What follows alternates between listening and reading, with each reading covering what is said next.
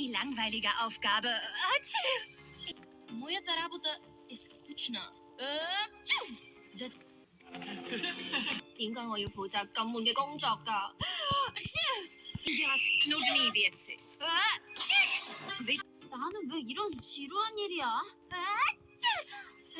Zašto ja imam dosadan zadatak? Hvorfor jeg den kedelige opgave? To je najbolj bedno hodilo. ¿Por qué no podemos cocinar? Porque me toca el trabajo aburrido. Siempre me toca lo más aburrido. Limpiar. Chaque fois c'est pareil, je fais toujours le sale boulot.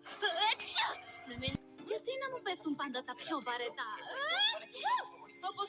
Miért nekem jutott az unalmas rész? Miért nekem jutott az unalmas rész? Why do I get the boring job? Perché ho l'incarico più noioso? 为什么我要做无聊的工作？打死！Waarom krijg ik nou het saaie klusje? Hvorfor ja jeden szedliga jobben? Tylko ja dostałam nudną robotę? Tylko ja dostałam nudną robotę? Eu fico com um trabalho chato. Моята работа е скучна. Да че фактилче и плитикос.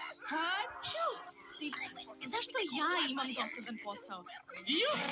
Zašto ja imam dosadan posao? Varför får jag göra det tråkigaste?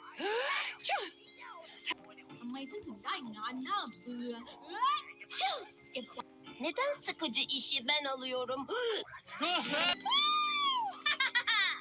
Neden sıkıcı işi ben alıyorum? لما أحصل على المهام المملة تنظيف